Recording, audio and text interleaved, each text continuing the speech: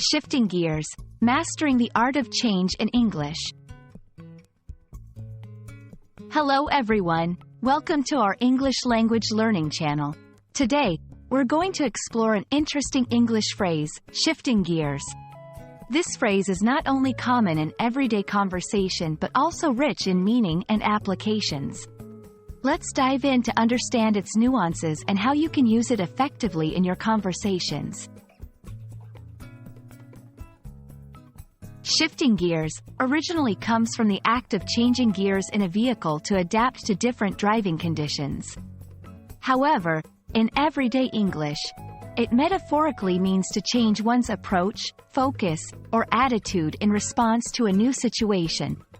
It implies a transition, often to adapt to new demands or to change the pace or topic of a conversation or activity. To better grasp the phrase, let's look at some examples. 1. In a meeting, let's shift gears and discuss our marketing strategy instead. 2. In personal life, after years in marketing, she shifted gears and pursued a career in teaching. 3. In education, now that we've covered grammar, let's shift gears to vocabulary. These examples show how the phrase can be used in various contexts to indicate a change in direction or focus.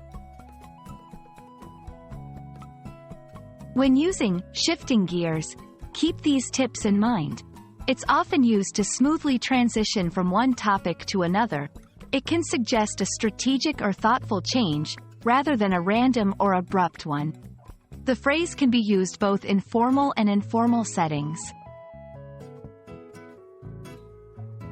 I hope this video has helped you understand and feel confident using the phrase, shifting gears.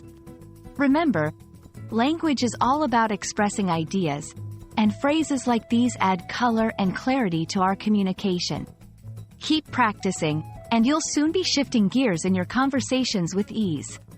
Thank you for watching, and see you in our next video.